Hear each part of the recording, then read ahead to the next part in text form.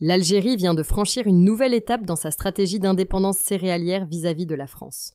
À travers un appel d'offres finalisé récemment, l'Office national interprofessionnel des céréales a acquis 700 000 tonnes de blé meunier avec une condition claire, une origine exclusivement issue de la mer Noire. Cela exclut de facto les céréaliers français, autrefois partenaires privilégiés, du marché algérien pour cette campagne 2024-2025.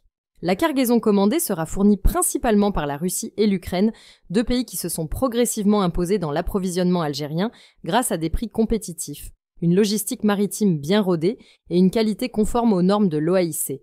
Le choix est économique mais aussi stratégique.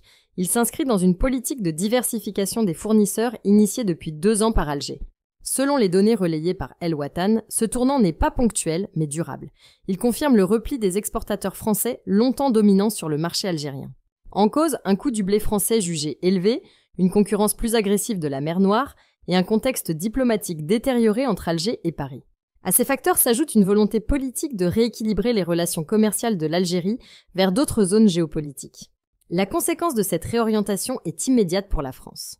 L'Algérie, qui fut pendant des décennies son premier client en blé tendre, a considérablement réduit ses achats.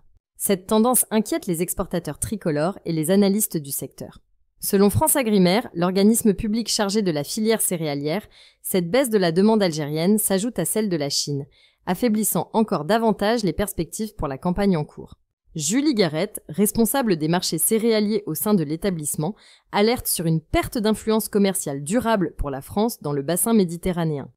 Face à une production nationale en hausse et à des débouchés historiques qui se ferment, les opérateurs français doivent désormais revoir leur stratégie à l'export. Sur le plan global, cette décision algérienne intervient dans un climat de mutation des marchés agricoles. Le dernier rapport WASDE du département américain de l'agriculture USDA annonce une hausse des stocks mondiaux de blé pour 2024-2025, alimentée par une amélioration des rendements européens.